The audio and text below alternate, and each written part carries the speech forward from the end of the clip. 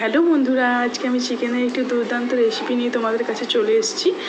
দেখো, প্রথমে আমি কিছু পেঁয়াজ পেঁয়াজ কেটে নিয়েছি, কাঁচা লঙ্কা চিড়ে নিয়েছি, গোটা রসুন ও টমেটো আর ক্যাপসিকাম কেটে রেখেছি চৌকো চৌকো করে। এরপর তো চিকেনের মধ্যে আমি এই চিকেনের বেস্ট পিস নিয়েছি, এর মধ্যে নুন, হলুদ, কাশ্মীরি মির্চ ও আদা রসুন বাটা দিয়ে ভালো করে ম্যারিনেট করে এটিকে 2 ঘন্টার জন্য রেখে দেবো। এরপর আমি 2 ঘন্টা আমার হয়ে গেছে। এরপর আমি কড়াইতে তেল দিয়ে জিরে, গোলমরিচ, লং, এলাচ, দারচিনি ফোড়ন দিয়ে ভালো করে ফোড়নটা এলে এর মধ্যে পেঁয়াজ ও কাঁচা লঙ্কা কুচিগুলি দিয়ে দিলাম। এরপর এটিকে ভালো করে নেড়ে চেড়ে ভালো করে ভেজে নেব। আমার দেখো পেঁয়াজগুলো ভালোভাবে ভাজা হয়ে গেছে। এরপর এর মধ্যে আমি আদা রসুনের পেস্ট দিয়ে দিলাম। আদা রসুনের পেস্ট দিয়ে এটিকে ভালো করে কষিয়ে নেব।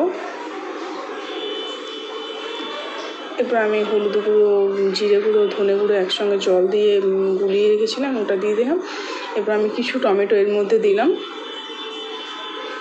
যেহেতু আমি দই দিয়েছি টমেটোটা আমি কম দিলাম এর মধ্যে। এরপর আমি এর মধ্যে লবণ দিয়ে দিলাম যাতে টমেটো আর পেঁয়াজটা ভালোভাবে নরম হয়ে যায়। একটু লঙ্কা গুঁড়ো দিয়ে দিলাম। এরপর এটিকে ভালো করে ঢাকা দিয়ে কষিয়ে নেব। দেখো আমার রান্না থেকে তেল ছাড়তে শুরু করেছে, পেঁয়াজের থেকে তেলটা ছাড়তে শুরু করেছে। এরপর আমি এর মধ্যে চিকেনটা দিয়ে দিলাম।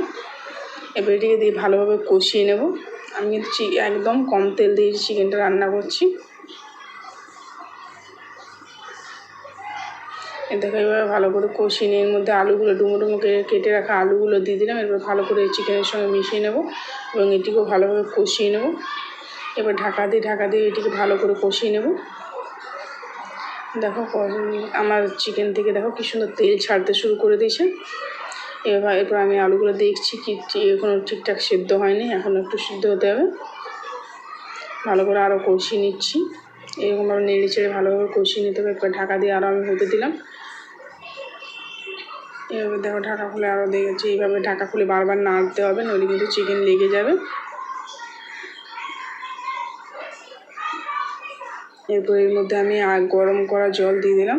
জলটা অবশ্যই গরম দিতে হবে, চিকেনের মধ্যে গরম জল না দিলে রান্নার টেস্টটা নষ্ট হয়ে যায়। দেখো আমার চিকেন থেকে কি সুন্দর কালার এসছে। দেখো আমার তেলও ছেড়ে দিয়েছে, চিকেনে ভালোভাবে তেল ছেড়ে দিয়েছে।